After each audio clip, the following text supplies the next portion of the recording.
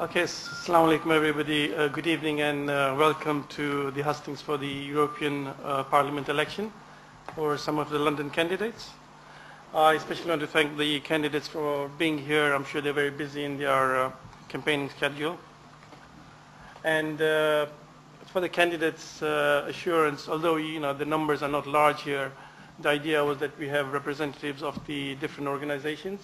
The organizations covered are the Harrow Mosque, which has got quite a large congregation, a few thousand. We've got the Sri Lankan Mosque and this organization, SICM. So be assured that they will take the feedback and pass it on to their congregation. We're also recording this event, so if anybody wants a copy, you can come back to us. Yeah. Okay. Before I get to the candidates, I just want to give a brief explanation of the election process, which I think will be useful in how you look at it and how you answer your questions, how you ask your questions. For the London region, there are 8 seats this time. In the last elections, there were 9. Overall, I believe this total seats for the UK have been reduced, and I think over the EU as well. And for London this time, there's going to be 8 seats. So most of the parties have put a list of names, 8 candidates, and depending on the number of votes they get, that's the number of candidates that will go through. The good thing is that it's proportional representation. So if you think about the turnout last time, it was only 37%. And basically, on average, each candidate came in by 150,000 votes. So when you think about that, London-wide, 150,000 votes is not a lot. I believe there's more than 600,000 Muslims, and those that are capable of voting, there's like 400,000. So that's quite a significant number. In the last election, there was 3 Labour, 3 Tories, 1 Lib Dem, 1 Green, and 1 UKIP. So that basically gives you an idea. It's a proportional representation, so it is significant how you vote. Okay, the other thing is I'm just going to briefly introduce the candidates, and then I'll basically leave it to them to expand on themselves. So I've written a small resume for each candidate, and I'll just go through. So I've got Mary Honeyball, who is a member of the Labour Party. She's actually an MEP at the moment. She's been an MEP since 2000. She's second on the list, so she's quite high up on the list this time as well. Before her election to the European Parliament, Mary's career was in charitable and non-governmental sector. During the 1980s, she ran the Council of Voluntary Service in the London Borough of Newham, and then going on to work as a senior manager for SCOPE, the cerebral palsy charity. Mary is the UK Labour representative in the Women's Rights and Gender Equality Committee in the European Parliament. She's also a regular blogger on women's rights, religion and politics. And then I've got on my left Shar Ali of the Green Party. Shar is the third on the list of candidates for the Green Party. He's a policy coordinator for the London Green Party and has worked as a researcher in the European Parliament, and is an advisor to the Greens in the city, in City Hall, sorry. Shar Ali was the lead author of the 2008 Green Manifesto for London.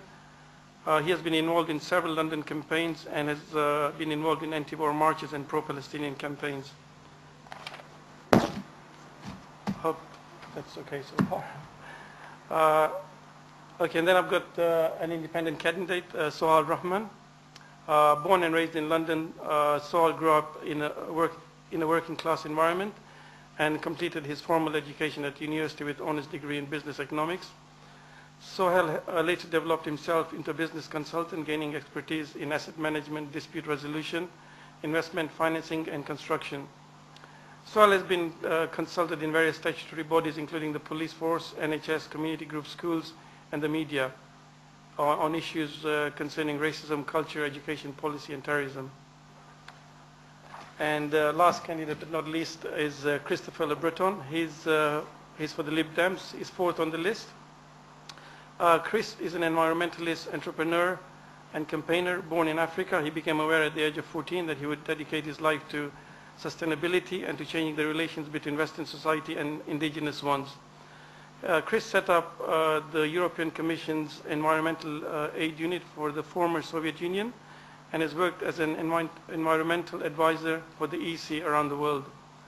He is training as a leadership coach, nurturing budding entrepreneurs and leaders to save the planet for humankind in partnership with the Be the Change organization.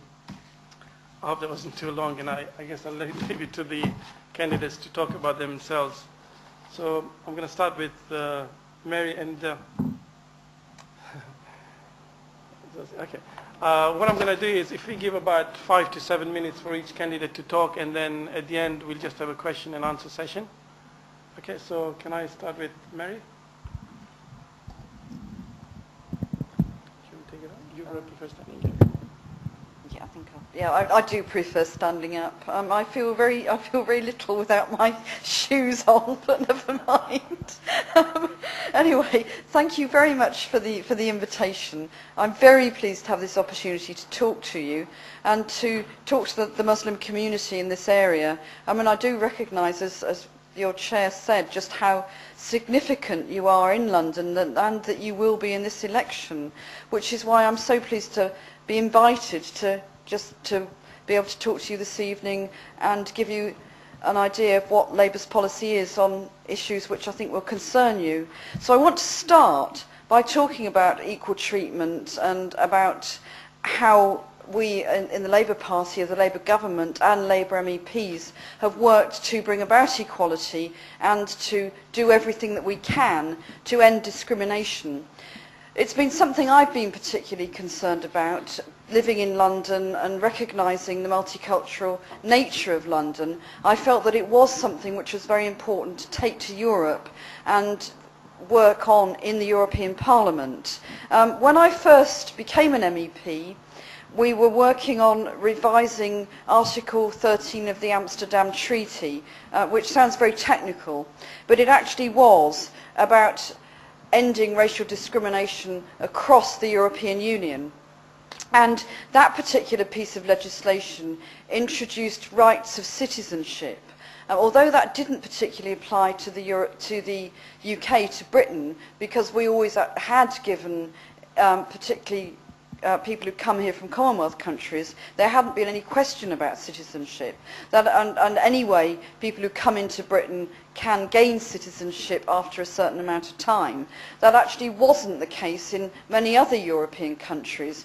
And there were countries where people who had come there as immigrants stayed like that, and that was their status, and they never were given rights of citizenship. And that was particularly true in Germany, where Turkish Muslims actually were in that position.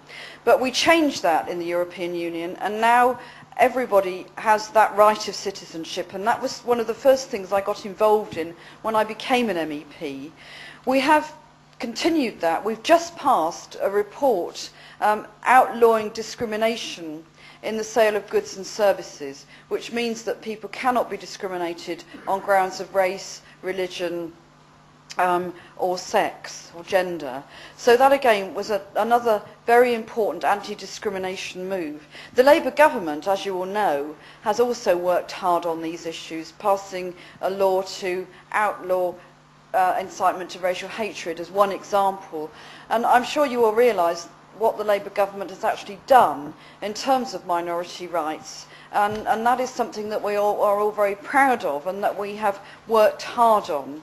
One of the things I did in the European Parliament with some other MEP colleagues was introduce a written declaration, or sign a written declaration at least, on the wearing of the hijab in public places.